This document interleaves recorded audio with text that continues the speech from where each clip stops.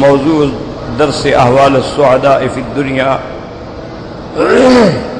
سورۃ الفتح تفسیر ابن کثیر۔ الحمدللہ رب العالمین والصلاة والسلام علی اشرف الانبیاء وسید المرسلین سیدنا محمد وعلی آلہ واصحابہ اجمعین۔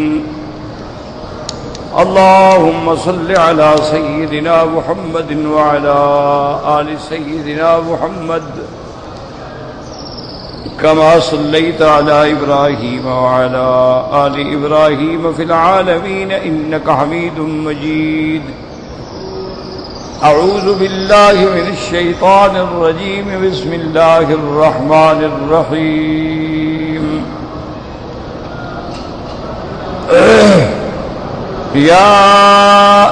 هو الذي أنزل السكينة في قلوب المؤمنين ليزدادوا إيمانا مع إيمانهم ولله جنود السماوات والأرض وكان الله عليما حكيما۔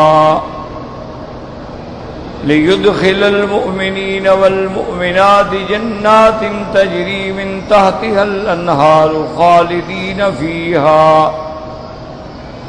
خالدين فيها ويكفر عنهم سيئاتهم وكان ذلك عند الله فوزا عظيما۔ ويعذب المنافقين والمنافقات والمشركين والمشركات الظانين بالله ظن السوء عليهم دائرة السوء وغضب الله عليهم ولعنهم وأعد لهم جهنم وساءت مصيرا۔ وَلِلَّهِ جُنُودُ السَّمَاوَاتِ وَالْأَرْضِ وَكَانَ اللَّهُ عَزِيزًا حَكِيمًا۔ سورۃ الفتح میں جیسا کہ الحمدللہ پہلے ہم نے تفصیل سے عرض کر دیا تھا کہ یہ رحمت دو جہاں صلی اللہ علیہ وسلم نے خواب کے مطابق جب عمرے کے لیے تشریف لائے، کفار اور مشرکین نے آپ کو روک دیا، پھر حضور صلی اللہ علیہ وسلم اور ان کے درمیان میں ایک معاہدہ ہوا۔ اس معاہدے کے مطابق میرے آقا رحمت دو جہاں واپس مدینہ منورہ روانہ ہوئے تو راستے میں مقام دجنان یا مقام قرى الغمیم پہ یہ آیات نازل ہوئی، انا فتحنا لک فتحا مبینا۔ میرے محبوب تھا کہ ہم نے آپ کو فتح نصیب فرمائی ہے، ایسی فتح جو بالکل واضح ہے، کھلی ہے۔ لِيَغْفِرَ لَكَ اللَّهُ مَا تَقَدَّمَ مِن ذَنبِكَ وَمَا تَأَخَّرَ، اور اس کے سبب سے اللہ تبارک و تعالی نے معاف فرما دی آپ کی کوتاہیاں جو نبوت سے قبل ہیں یا بعد ہیں، یا اس صلح سے پہلے یا صلح کے بعد ہیں۔ وَيُتِمَّ نِعْمَتَهُ عَلَيْكَ، اور اللہ نے اپنی نعمت آپ پہ پوری فرما دی۔ وَيَهْدِيَكَ صِرَاطًا مُسْتَقِيمًا، اور آپ کو صحیح راستے کی ہدایت فرمائی۔ وَيَنْصُرَكَ اللَّهُ نَصْرًا عَزِيزًا، اور اللہ نے آپ کی بڑی زبردست مدد فرمائی۔ اس کے بعد یہ آیات آئی تھی، هُوَ الَّذِي أَنزَلَ السَّكِينَةَ فِي قُلُوبِ الْمُؤْمِنِينَ لِيَزْدَادُوا إِيمَانًا مع ایمانہم وللہ جنود السماوات والارض وکان اللہ علیما حکیما۔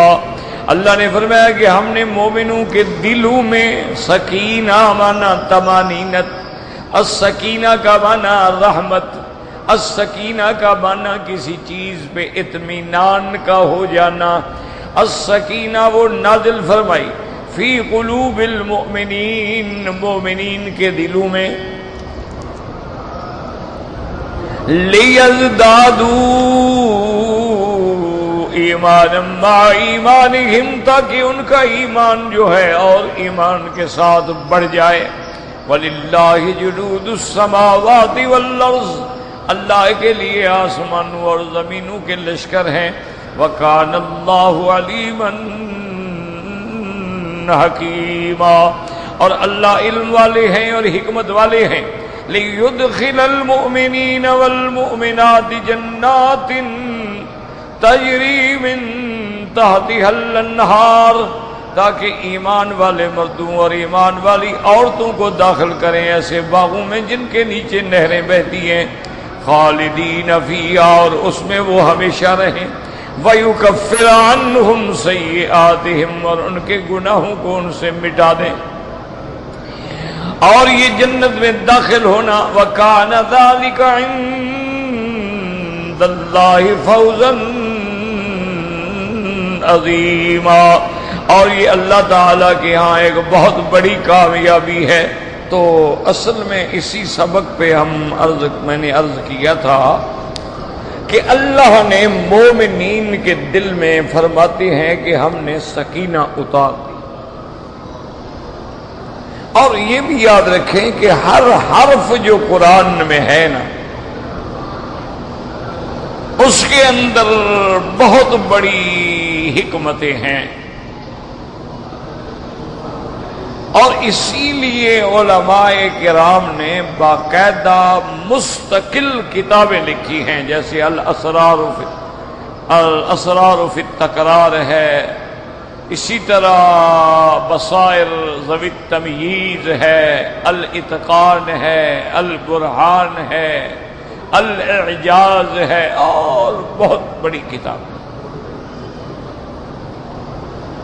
کہ جہاں اللہ نے مثلا کسی جگہ لفظ فی ہے لیکن بمعنی الا ہے. قل سیروا فی الارض، اللہ نے حکم دیا کہ تم زمین میں چلو پھرو. تو آدمی زمین کے اندر تو نہیں چل سکتا نا، کیسے زمین میں چلو؟ کیونکہ فی جو ہے یہ فی ظرفیت کے لیے ہوتا ہے. جیسے آپ کہتی ہیں کہ الدواہب فی الکیس، کہ میرے پیسے جو ہیں جی وہ تھیلی کے اندر ہے، تو وہاں لفظ فی ہوتا ہے. اسی طریقے سے آپ کہہ سکتے ہیں کہ رجل فی الدار، ایک آدمی حویلی کے اندر ہے، تو وہاں فی کا استعمال ہوتا ہے. یعنی فی ہمیشہ ظرفیت کے لیے ہوتا ہے. اچھا، لیکن اب زمین کے اندر تو کوئی چل ہی نہیں سکتا، کیسے زمین کو پھاڑ کے چلے گا؟ تو اس لیے علماء نے اور مفسرین نے فرمایا کہ وہاں جو ہے فی بمعنی الا ہے، کہ قل سیروا فی الارض فانظروا. اللہ پاک فرماتے ہیں یعنی سیروا علی الارض، فی زمین الا کے کہ تم زمین کے اوپر چلو پھرو، دیکھو کہ پہلی امتوں کے ساتھ کیا گزری. تو وہاں فی الا کے من، جیسے کہ فرعون نے ڈرایا اپنی قوم کو، کہا وَلَا أُصَلِّبَنَّكُمْ فِي جُذُوعِ النَّخْلِ، کہنے لگا میں تمہیں پھانسیوں پہ، وَلَا أُصَلِّبَنَّكُمْ فِي جُذُوعِ النَّخْلِ، تمہیں نخل یعنی کھجور کے تنے کے اندر پھانسی پہ دے دو. تو اب تنے کے اندر تو کوئی پھانسی نہیں جاتی نا، تو اصل وہاں بھی فی بمعنی الا ہے. وَلَا أُصَلِّبَنَّكُمْ فِي جُذُوعِ النَّخْلِ، مانا عَلَى جُذُوعِ النَّخْلِ، کہ میں تمہیں کھجوروں کے درختوں پہ رسے ڈال کے پھانسیوں پہ لٹکا دوں گا. تو وہاں بھی فی بمعنی الا ہے. یاد رکھو، کبھی فی بمعنی الا ہوتا ہے، کبھی الا بمعنی فی ہوتا ہے، کبھی فی اپنے معنی میں استعمال ہوتا ہے. تو یہاں اللہ نے لفظ فی فرمایا هُوَ الَّذِي أَنزَلَ السَّكِينَةَ، اتنی بھی کافی تھی بات. هُوَ الَّذِي أَنزَلَ السَّكِينَةَ، وہ ذات جس نے آسمانوں سے انزل جب انزلہ کا لفظ آئے تو معلوم ہوتا ہے کہ کوئی چیز اوپر سے اتاری جائے. جیسے اللہ فرماتے ہیں اِنَّا أَنزَلْنَاهُ فِي لَيْلَةِ الْقَدْرِ وَمَا أَدْرَاكَ مَا لَيْلَةُ الْقَدْرِ، اور کہیں فرماتے أَنزَلْنَا إِلَيْكَ نُورًا مُبِينًا. تو یاد رکھیں کہ انزلنا مانا اوپر سے کسی چیز کا اتارنا، کیونکہ اللہ کا قرآن لوح محفوظ میں تھا جو 7ویں آسمان پہ ہے، پھر اتار کے پہلے آسمان پہ آیا، پھر پہلے آسمان سے اتار کے اللہ تبارک و تعالیٰ نے میرے مدنی محمد مصطفیٰ صلی اللہ علیہ وسلم کے دل پہ اتارا۔ نزل به الروح الامین علی قلبک لتکون من المنذرین۔ میرا مدنی ہم نے قرآن اتارا آپ کے سینے پر، آپ کے دل پر۔ نزل به، اور لے کے اترنے والا کون ہے؟ جبریل امانت والا۔ علی قلبک، آپ کے دل پہ، علی قلبک بلسان عربی مبین۔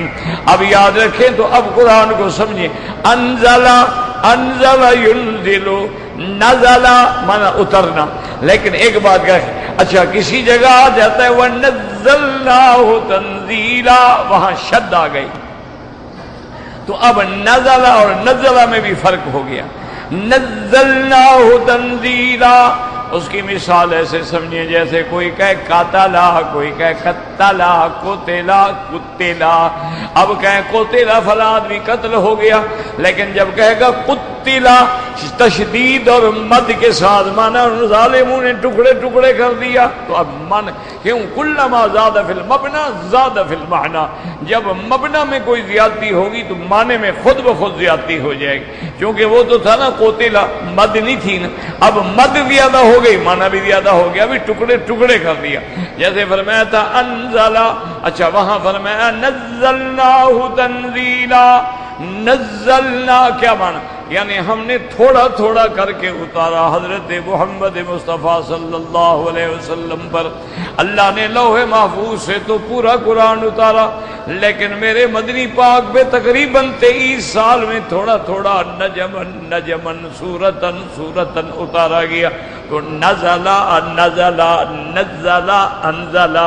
اچھا ایک یہ بھی بات یاد رکھ کہ جب قرآن کہے گا انزلا تو معنی یہ ہوتا ہے کہ پورا اتار دینا، اس کو کہتے ہیں انزلا، اور جب کہے گا نزلا تو وہاں ہوتا ہے تھوڑا تھوڑا کر کے اتار دینا۔ تو اب اللہ کے قرآن کی آیت کو سمجھیں کہ اللہ کیا فرماتے ہیں، هو الذی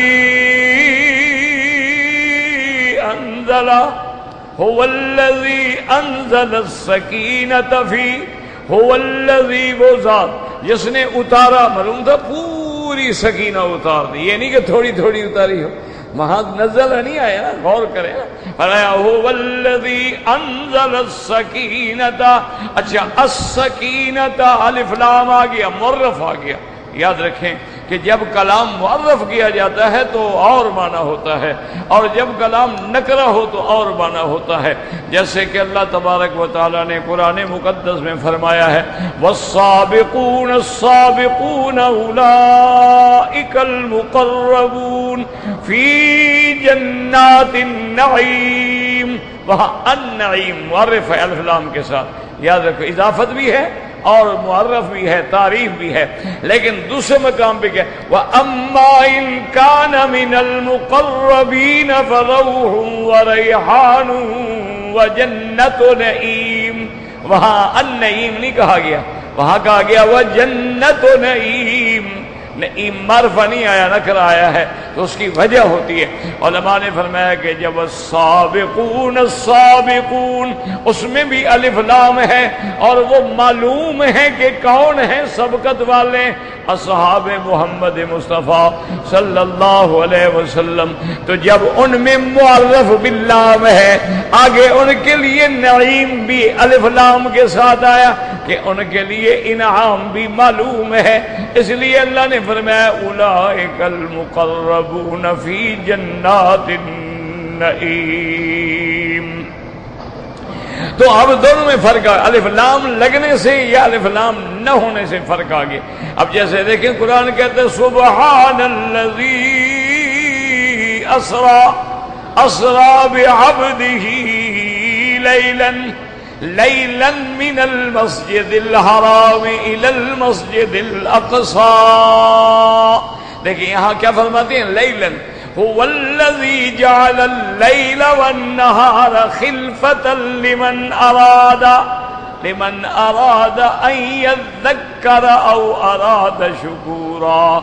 وہاں اللیل هو الذي جعل الليل خلف الليل والنهار، لیکن یہاں کیا فرمایا؟ لیلاً، یہاں تنوین ہے، وہاں معرف بالالف اللام ہے، تو وہاں پوری رات مراد ہے، اور معراج میں رات کا تھوڑا سا حصہ مراد ہے.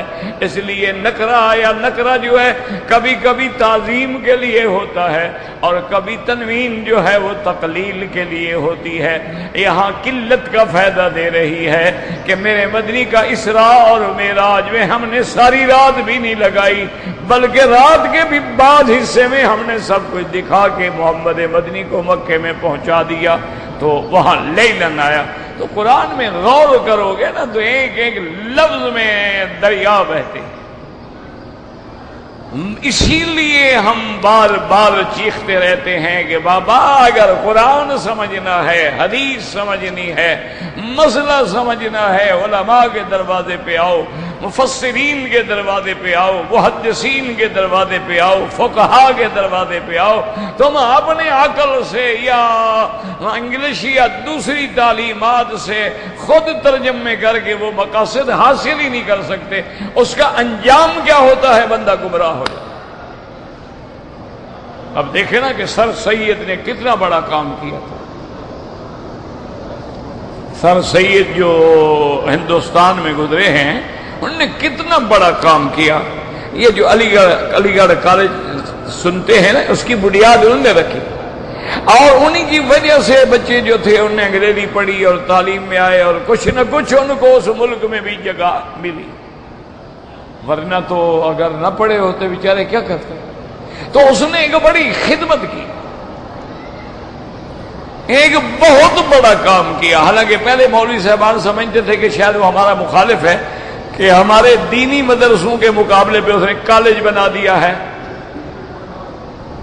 تو لیکن ایک وقت وہ بھی آیا تھا کہ جب شیخ الہند رحمت اللہ علیہ مالٹا کی قید گزارنے کے بعد واپس آئے، اور آپ علی گڑھ میں بھی تشریف لے گئے، اور فرمایا کہ بھائی جو ہم اپنے مدارس میں ڈھونڈنا چاہتے تھے وہاں تو نہ ملا، لیکن وہ نوجوان کھیپ ہمیں یہاں مل گئی.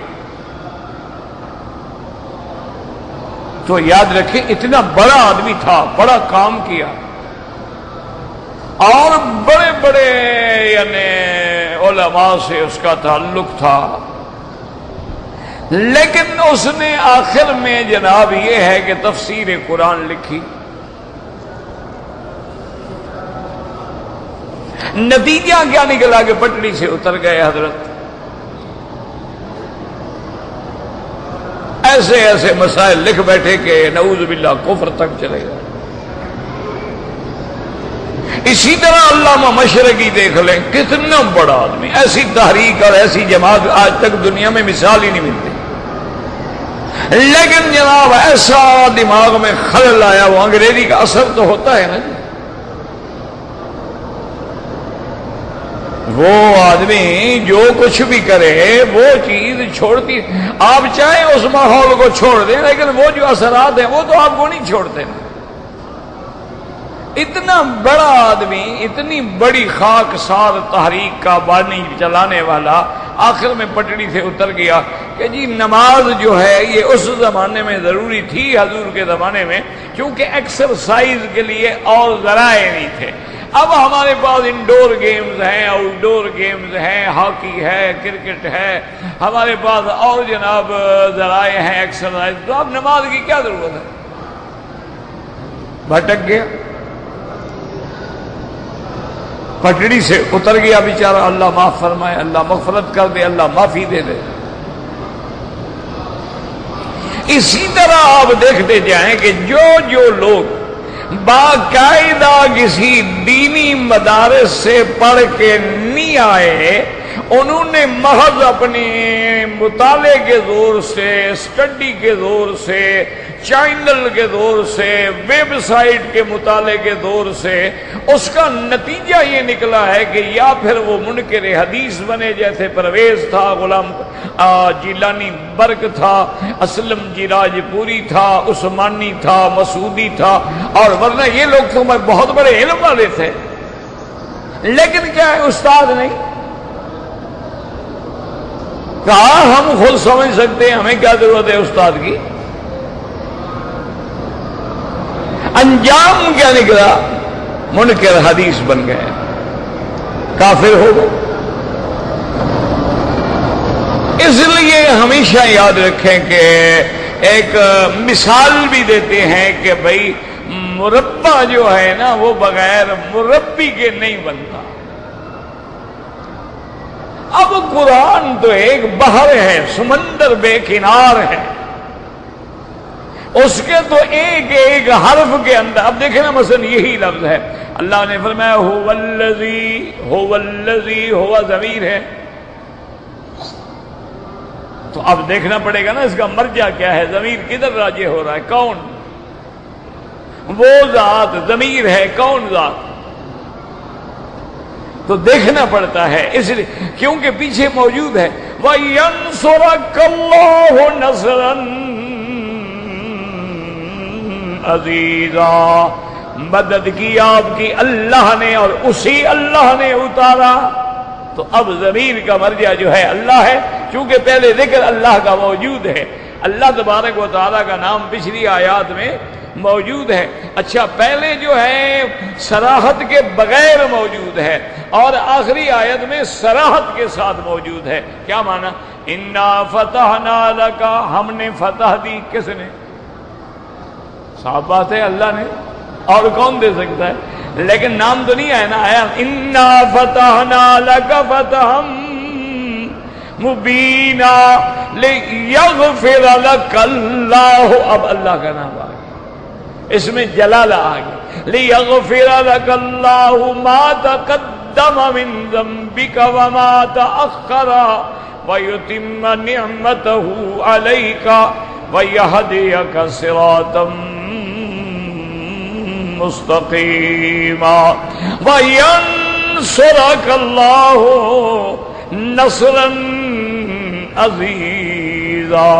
آگے فرماتے ہیں هو الذی، اب سمجھیں قرآن، هو الذی کون؟ هو اللہ، اللہ کا نام پہلے موجود ہے نا، هو اللہ الذی، معنی یہ ہوگا هو اللہ الذی انزل السکینۃ، اور شان دیکھیں قرآن کی، اللہ نے پہلے تو اپنے نبی کی عظمت بیان کی، میرا مدنی ہم نے آپ کو فتح دی، ہم نے آپ کی مغفرت فرمائی، ہم نے آپ کو صراط مستقیم دکھلائی، ہم نے آپ کی نصرت فرمائی، یہاں تک میرے محبوب کی شان۔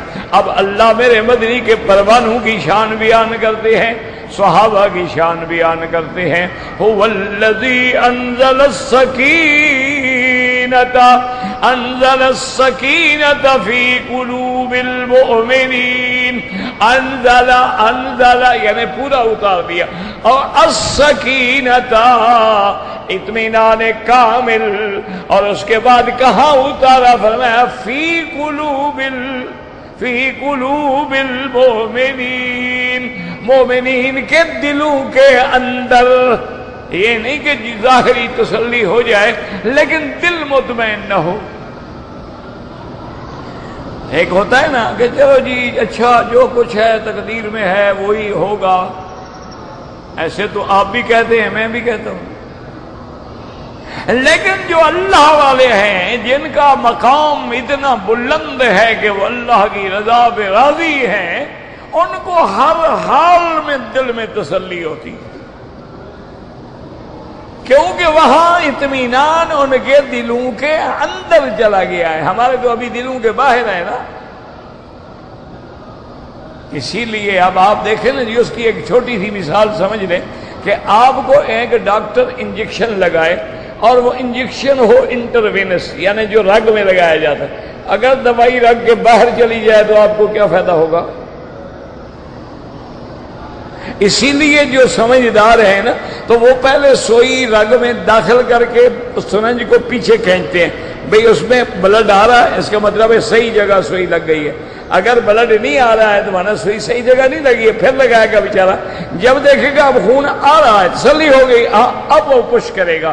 تو اب جب آپ کے اندر وہ دوا جائے گا تو اثر کرے گا۔ اللہ نے فرمایا ہم نے صحابہ کے دلوں کے اندر سکینہ اتار دی۔ یہ جو فی نے فائدہ کیا ہے نا، وہ پھر کہاں ہو سکتا ہے؟ اسی لیے فرماتے ہیں فی قلوب المؤمنین، میرا اللہ سکینہ اتارنے سے کیا فائدہ ہوا؟ اللہ نے فرمایا نا دیکھ لو کہ جب حضور نے فرمایا کہ عمرے پہ جانا ہے تو صحابہ نے کہا حاضر۔ حالانکہ منافقین نے تو کہہ دیا تھا، انہوں نے کہا ہے تو موت کے منہ میں جا رہے ہیں، عمرہ کرنے تو نہیں جا رہے ہیں۔ بھائی مکے والے دشمن ہیں اور بغیر کسی تیاری کے احرام باندھ کے عمرے پہ جا رہے ہیں، اور تو ان کو ٹکڑے ٹکڑے کر دیں گے، کھا جائیں گے مومنوں کو۔ منافقین نے ڈرایا، لیکن صحابہ نے کہا نہیں، جب حضور فرماتے ہیں جانا ہے جانا ہے۔ اچھا جی ہتھیار بھی نہیں اٹھانا۔ ذرا بات سمجھو، حرم میں بیٹھے ہو تو آنکھیں کھول کے قرآن سنا کرو۔ یہ نہ ہو کہ بیٹھے حرم میں ہو اور خیال گھر میں ہو کہ بھئی چلو نماز پڑھ لوں، لیکن پتہ نہیں بیوی آج کیا کھانا پکا رہی ہے۔ پھر تو وہی نماز ہے نا، ٹکریں جو روز ہم مارتے ہیں۔ اسی لیے فائدہ نہیں ہوتا نا نمازوں کا۔ نماز ہو تو فائدہ ہو نا۔ جب نماز ہی نہ بنے تو فائدہ کیسے ہو؟ ہماری نماز تو بس ٹکرے ہیں، بس اللہ قادر ہے قبول فرما لے۔ یعنی ایک شکل تو ہم بناتے ہیں نا نماز والی، نماز میں کھڑے بھی ہوتے ہیں، رکوع بھی کرتے ہیں، سجود بھی کرتے ہیں، تسبیح بھی پڑھتے ہیں، بس وہ قادر ہے اس نقل کو قبول فرما لے۔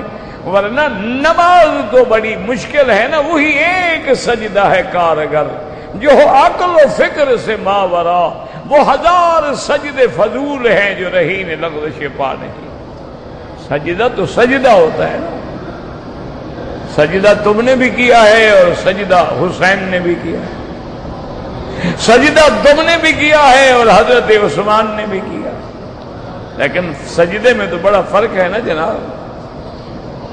ایک نماز ہے جو تم ایئر کنڈیشن میں پڑھ رہے ہو، اور ایک نماز عشق ادا ہوتی ہے تلواروں کے سائے میں، کہ آدمی جو ہے زنجیروں میں جکڑا ہوا ہے، بدن پہ کوڑے پڑ رہے ہیں، وہاں کھڑا ہے کہتے اللہ اکبر،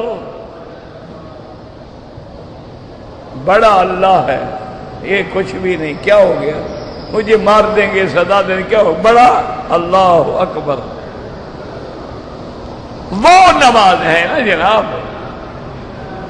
آپ اس کا تھوڑا سا اندازہ کر لیں، جب آپ کو کوئی اللہ نہ کرے اللہ نہ کرے اللہ نہ کرے کوئی دکھ ہو، پریشانی ہو، اس وقت جو دعا مانگتے ہو ایمان سے کہو، وہ دل کیسے لگتا ہے، کیسے آنسو نکلتے ہیں، کیسے رونا آتا ہے، اللہ میرا اللہ میرا اللہ، بس کیسے۔ اور جناب جب کھانا پینا پیٹ بھرا ہوا ہو، نوکری ٹھیک ٹھاک لگی ہوئی ہو، اب ربنا آتنا اللہ اکبر۔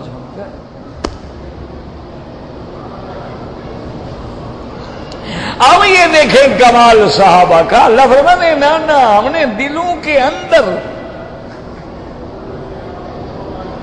یاد رکھو یہاں فی ہے اور دوسری جگہ قرآن اولئک الذین امتحن اللہ قلوبہم للتقوی۔ اللہ فرماتے ہیں میرے مدنی تیرے صحابہ کے دلوں کو ہم نے مانج لیا ہے، دیکھ لیا ہے، ان کو اچھی طرح دیکھ لیا ہے، بالکل ٹھیک ٹھاک پکا برتن ہے، اس میں کوئی کچا نہیں رہ گیا ہے۔ ہم نے ان کو اچھی طرح بالکل اس کو جانچا ہے، رگڑا ہے، جیسے سونا لے جاؤ نا تو سونار جو ہے نا جی اس کے اوپر ریتی چلاتا ہے، کہتے ہیں ٹھیک کھوٹا ہے یا کھرا ہے۔ اللہ نے کہا ہم نے بھی ان کا امتحان کر لیا ہے میرا بدری، یہ تیرے پکے ساتھی ہے۔ وہاں امتحان کا فرمایا، یہاں فرمایا هو الذی انزل السکینۃ فی قلوب المؤمنین۔ حضور نے فرمایا جانا ہے عمرے پہ حاضر، دشمن کے گھر جا رہے ہو، ہتھیار بھی نہیں اٹھانا، کپڑے بھی نہیں، 2 چادریں باندھ لو بس، لبیک پڑھو چلو۔ ذرا کہہ دینا تو بڑا آسان ہے نا۔ آپ کے پاس کوئی آئے نا جی آپ کے دشمن کے گھر جانا ہے، ہتھیار بھی نہ اٹھانا، چلو ذرا ایسے چلتے ہیں، اور خدا کے بندے مجھے مروانا ہے یار، تم نے کچھ تو ہو نا ہاتھ میں، نہیں چلو حاضر۔ اچھا پھر جناب راستے میں آتے ہیں، دشمن نے شب خون مارنے شروع کر دیے، دشمن نے شب خون مارنے شروع کر دیے۔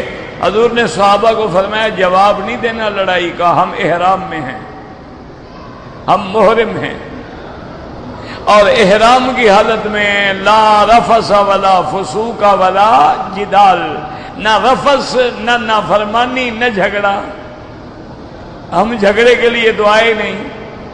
ذی القعدہ کا مہینہ ہے، اشہر حرم ہے، اور پھر ہمارا احرام ہے، بالکل کچھ نہیں کہنا ہے، ٹھیک نہیں کہنا۔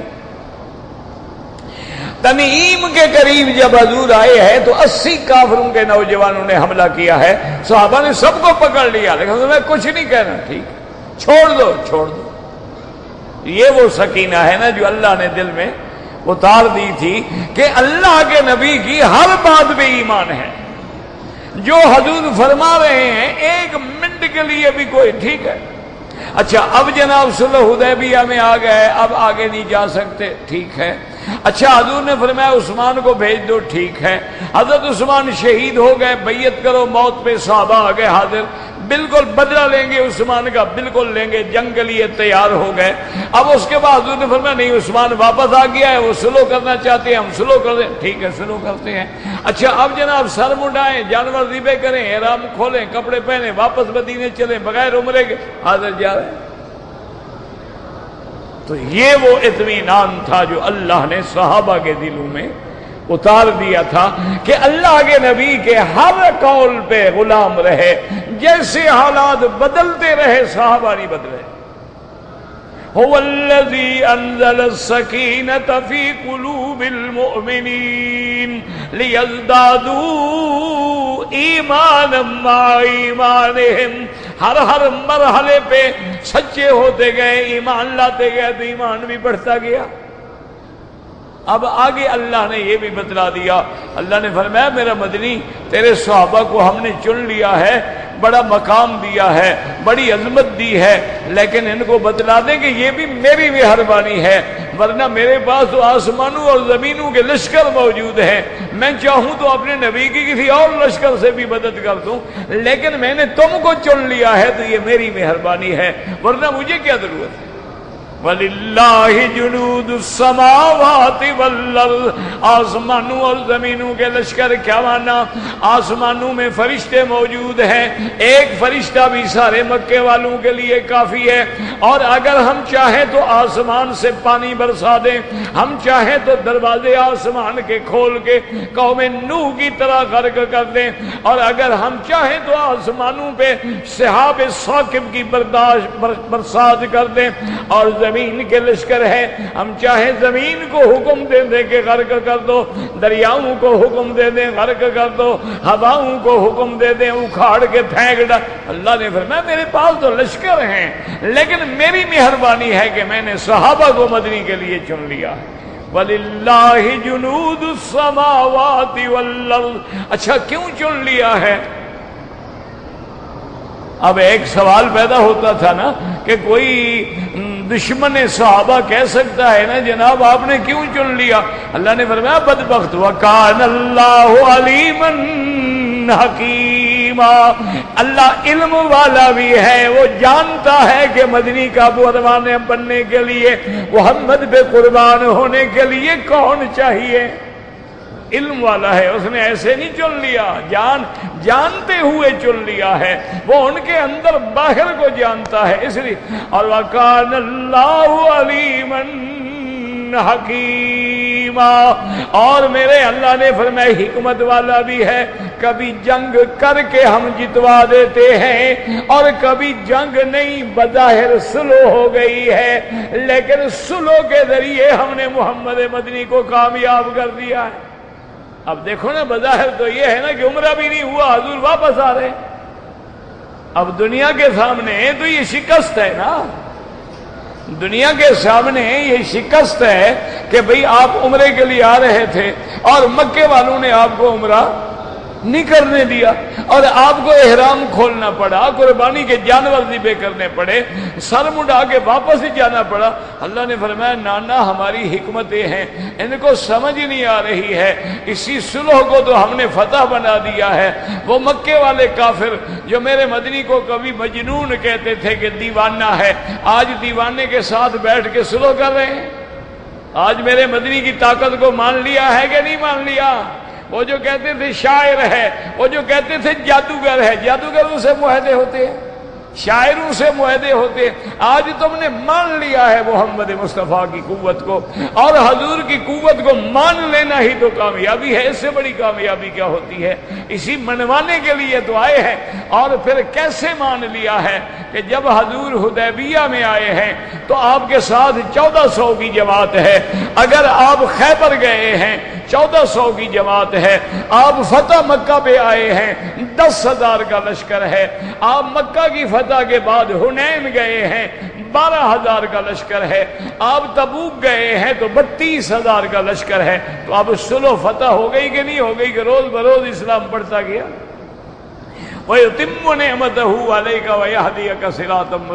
اب آگے اللہ نے فرمایا یہ تو صحابہ کا لِيُدْخِلَ الْمُؤْمِنِينَ وَالْمُؤْمِنَاتِ، تاکہ ہم ایمان والے مردوں کو بھی عورتوں کو بھی. اچھا اب سوال یہ ہوتا ہے کہ چلو بھی مردوں نے تو قربانی دی ہے نا، عورتوں نے کیا کیا کہ اللہ ان پہ بھی انعام کر رہے ہیں کہ ان کو بھی ہم جنت میں بھیجیں گے؟ تو اشارہ ہو گیا کہ میرا مدنی جیسے صحابہ نے قربانی دی ہے نا، عورتوں نے بھی قربانی دی ہے. اگر عورت کی نیت ٹھیک نہ ہوتی تو شوہر کو نہ نکالنے دیتی، ماں کی نیت ٹھیک نہ ہوتی تو بیٹے کو نہ جانے دیتی، بہن کی نیت ٹھیک نہ ہوتی تو بھائی کو نہ نکلنے دیتی، ان کو روک دیتی. کہاں جا رہے ہو؟ مرنے کے لیے جا رہے ہو؟ مت جاؤ.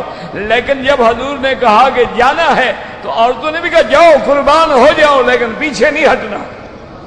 تو ان عورتوں بھی نے چونکہ قربانی دی ہے تو ہم ان کو بھی جنت دیں گے. لِيُدْخِلَ الْمُؤْمِنِينَ وَالْمُؤْمِنَاتِ جَنَّاتٍ تَجْرِي مِن تَحْتِهَا الْأَنْهَارُ. جنات، اللہ کے تو جنت کے کئی باغ ہیں اور جن کے نیچے نہریں بہتی ہیں، ان میں ہم داخل کریں گے. اللہ میاں کتنے عرصے کے لیے؟ 10 سال 2 سال 4 سال. اور میں نہ ہم جس کو جنت میں بھیجیں گے خالدین فیہا، ہمیشہ وہیں رہیں گے. اب ہم نے جنت دے دی ہے تو یہ شان کرم کے خلاف ہے کہ نکال دیں. جب کریم کسی کو دے دیتے ہیں تو پھر دیا ہوا واپس نہیں لیتے ہیں. اس لیے فرمایا خالدین فیہا وَيُكَفِّرَ عَنْهُمْ سَيِّئَاتِهِمْ، اور ان کے گناہوں کو بھی مٹا دیتے ہیں. بعض علماء فرماتے ہیں یعنی معاف کر دیتے ہیں، لیکن محققین علماء نے فرمایا کہ نہ معاف کر دینا تو مغفرت میں بھی آ جاتا ہے، عفو میں بھی آ جاتا ہے، صفح میں بھی آ جاتا ہے، اعراض میں بھی آ جاتا ہے. یہاں لفظ یکفر ہے، یکفر ہے. جیسے حدیث میں آتا ہے نا جی کہ ہاتھ دھوتے ہیں تو یہ دھونا جو ہے ہاتھوں کے گناہوں کا کفارہ ہو گیا، گویا ان کو گناہوں کو دھو کے نکال دیا ہے. تو بعض علماء نے فرمایا اصل مسئلہ یہ ہے کہ جب اللہ اپنے کسی بندے کو معافی دیتے ہیں تو فرشتوں کو حکم دیتے ہیں کہ نامہ اعمال میں یہ جو گناہ لکھا ہے نا میرے بندے کا، اس پہ لکیر نہیں لگانی، اس کو نکال دو، مٹا دو، رہے ہی نہیں تاکہ قیامت میں میرے بندے کو نظر ہی نہ آئے. اس لیے فرمایا وَيُكَفِّرَ عَنْهُمْ سَيِّئَاتِهِمْ.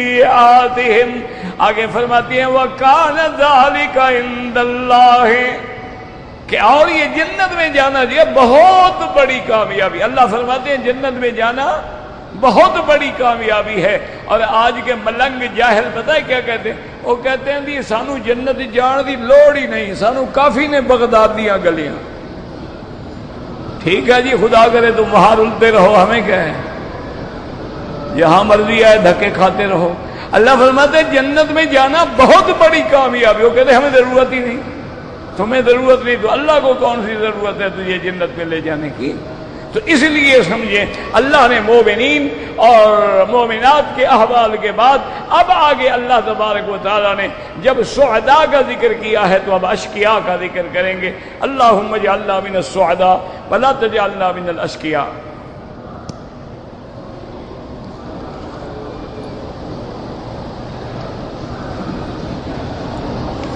بھائی اتنا لمبا چوڑا ٹائم ہو نا پھر آدمی خط پڑھتا رہے.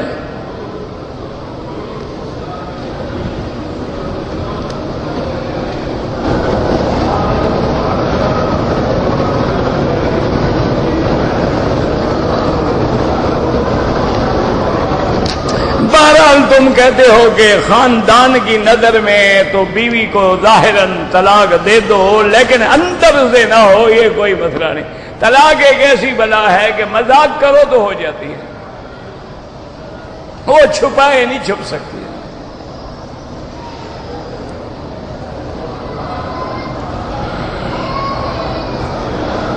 جب تم دوسری شادی کر رہے تھے تو اس وقت تمہیں پتہ نہیں تھا کہ میری بہن کا وٹا سٹا ہے؟ اب یاد آیا وٹا سٹا تو آپ بھگتو جناب. باقی یہ کہو کہ میں ان کو کہہ دوں گا کہ میں نے طلاق دی ہے لیکن اندر سے نہیں دی، نہیں، طلاق طلاق ہے، ہر حال میں ہو جاتی.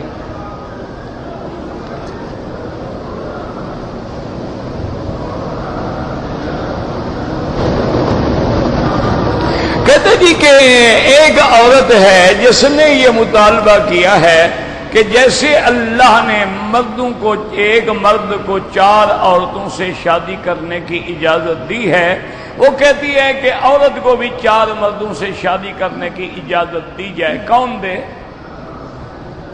نہیں، مقصد ہے پہلے تو یہ فیصلہ کرو نا تم یہ اجازت کس سے مانگ رہی ہو؟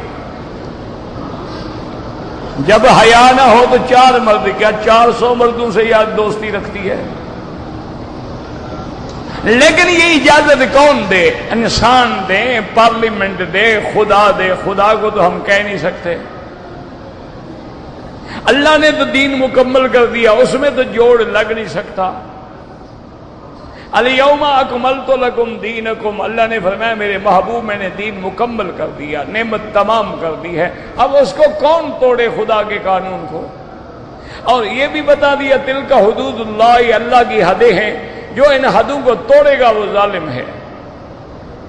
تو بی بات یہ ہے کہ ہم تو نہیں بنا سکتے نا قانون، نہ اللہ کا قانون توڑ سکتے ہیں، نہ تمہارا مطالبہ پہنچا سکتے ہیں کہ جی اس کو 4 خاوند رکھنے کی اجازت دو.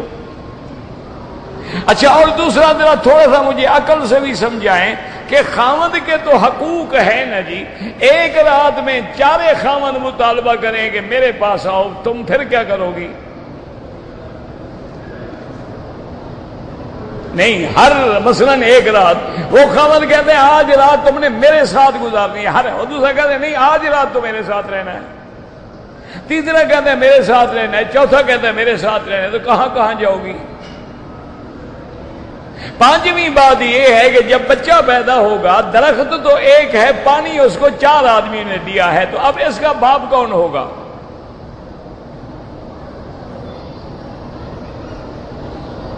دیکھو نا جی، نطفہ تو ٹھہر گیا لیکن 4 آدمی پانی تو دیتے رہے نا اس کو. تو جب پانی دیتے رہے تو ڈی این اے ٹیسٹ میں تو اس کا اثر آئے گا نا. تو اب اس کو کس کا بیٹا کہا جائے اور کس باپ کا وارث بنے؟ اچھا، ایک شوہر کہے دیکھو بات سنو، میرا تو یہ بیٹا ہے نہیں، میرے ساتھ شکل ہی نہیں ملتی، تو اس کی وراثت ختم. دماغ میں آ کے ایک بات کہہ دینا کہ جی عورت کو برابر کے حقوق دو. کیسے عورت کو برابر کے حقوق دے؟ یعنی عورت کو حیض آتا ہے تو مرد کے لیے بھی کوئی انجیکشن تجویز کریں اس کو حیض آیا کرے. عورت اگر پیٹ میں یا رحم میں بچہ ٹھہرا لیتی ہے تو ڈاکٹروں سے کہیں کہ جناب کوئی بلیڈر مرد میں بھی لگاؤ تاکہ اس کے رحم میں بھی بچہ رکھا جائے، تاکہ مساوات ہو. کوئی عقل کی بات کرو، یہ کافروں کی باتیں ہیں. توبہ کرو اور اللہ سے ہدایت مانگو.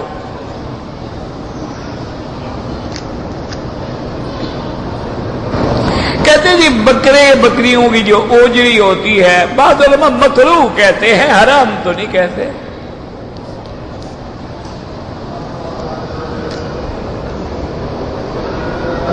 نشے کی حالت میں طلاق دے دے تو طلاق ہو جائے گی۔ اچھا نشہ تھا کہ لفظ طلاق تو سمجھ آ گیا اس کو۔ یہ کون سا پڑھا لکھا نشہ تھا کہ اس نے لفظ بھی طلاق ادا کیا، نہ تو چلاک کہا، نہ اس نے ہلاک کہا، نہ اس نے ملاک کہا، اس نے طلاق کہا۔ ہو گئی جناب۔ میرے پاک نبی کا فرمان ہے ثلاث جدہن جد وحدلہن جد النکاح والطلاق والعتاق۔ تین چیزیں ہیں، ان کی مذاق بھی حقیقت ہے اور حقیقت بھی حقیقت۔ اگر کسی آدمی کی ظہر سے پہلے کی 4 رکعت سنت جو ہے وہ رہ جائے، یہ سنت مؤکدہ ہے، فرض نماز پڑھنے کے بعد 4 رکعت ادا کرے۔ 110 ریال کی مجھے رسید کمپنی دیتی ہے، لیکن پیسے 2 مہینے کے بعد ملتے ہیں۔ اگر وہی کاغذ میں 100 ریال میں بیچ دوں بالکل ناجائز ہے۔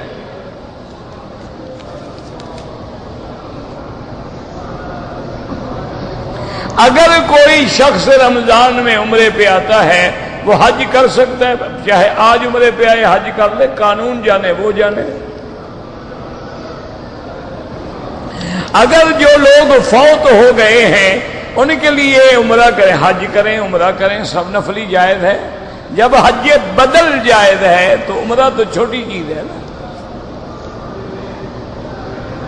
خواب کا مجھے پتہ نہیں لگتا میرا بھائی، طوطا حلال ہے وہ بھی مکروہ ہے۔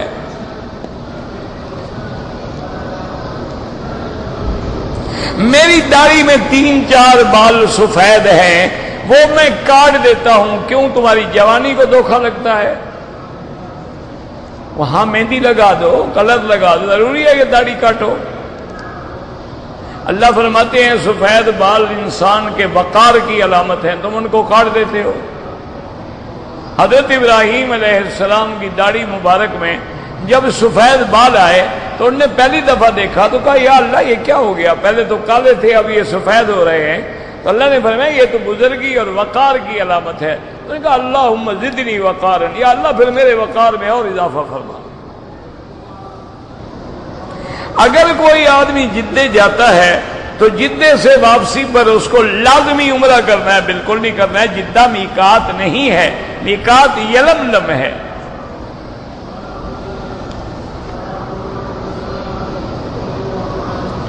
میرے بھائی کفار تو اپنا اپنا زور لگا رہے ہیں، لیکن یاد رکھو کفار کے زور لگانے سے اسلام نہ پہلے مٹا ہے نہ اب مٹے گا انشاءاللہ۔ باقی بات تو یہ ہے نا میرا بھائی، جو دیکھنا یہودی دشمن ہے، نصرانی دشمن ہے، ہندو دشمن ہے، سکھ دشمن ہے، ان کا تو ہمیں دکھ نہیں ہے، دکھ تو ان لوگوں کا ہے نا مسلمان ہو کر ان کے ہاتھوں میں بک جاتے ہیں، ان کے ایجنٹ بن جاتے ہیں۔ ان کے لیے دعا کرو اللہ ان کے ضمیر کو بیدار کرے، اللہ ان کو عقل عطا فرمائے۔ آج بھی اگر مسلمان فروخت ہو کر، بے ضمیر ہو کر، منافق ہو کر، غدار ملت ہو کر کفار کا ساتھ نہ دے، مسلمانوں سے کفار کبھی نہیں لڑ سکتے۔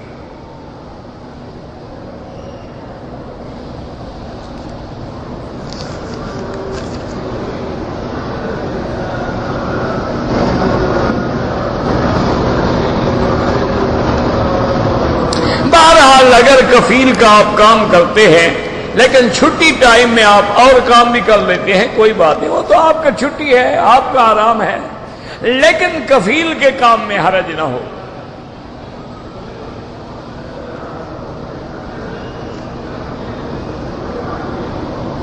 اگر کوئی آدمی حجر اسود پہ اشارہ نہ کرے، بھول کے چلا جائے، کوئی حرج نہیں۔ اگر کوئی آدمی سونے کا داند لگوا لے، کوئی حرج نہیں، بالکل جائز ہے۔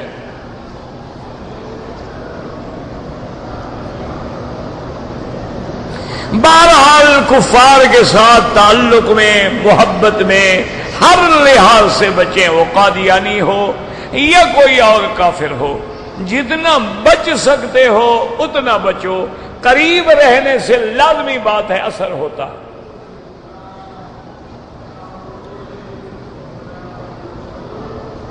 اگر کوئی آدمی 4-5 طواف کر لے، بعد میں سب کے لیے 2 رکعت پڑھ لے، جائز ہے۔ کہتے جی کہ اگر ہم قلعے پر کھڑے ہیں، امام کی آواز آ رہی ہے تو ان کے پیچھے نماز پڑھیں۔ اگر آپ کو صفیں نظر آ رہی ہیں، صفوں کا رکوع، قیام، اٹھنا بیٹھنا نظر آ رہا ہے، پھر تو نماز ہو جائے، ورنہ اگر سپیکر بند ہو جائے پھر کیا کرو گے؟ پھر تو آواز نہیں آئے گی۔ اگر صرف آواز پہ نماز پڑھنی ہے تو آج تو جناب ٹیلی ویژن آپ اپنے ملک میں بھی چلا کے رکھ دیں، وہاں بھی آواز آ جائے گی۔ صفوں کا اتصال بھی تو ضروری ہے نا۔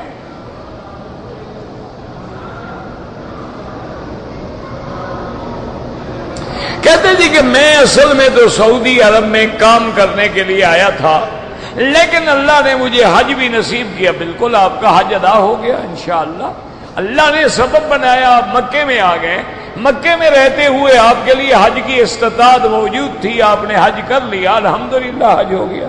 ربنا تقبل منا انک انت السمیع العلیم وتب علینا انک انت التواب الرحیم۔ اللہم فرج ہم المہمومین، نفس کرب المکروبین، واقض الدین عن المدینین، واشفنا واشف مرضانا ومرضى المسلمین۔ اللہم اجعل لنا وللمسلمین من کل ہم فرجا ومن کل ضیق مخرجا ومن کل بلاء عافیا۔ اللہم احفظ سائر بلاد المسلمین وهذا البلد الامین، فاجعلها آمنا مطمئنا سخاء رخاء الى یوم الدین۔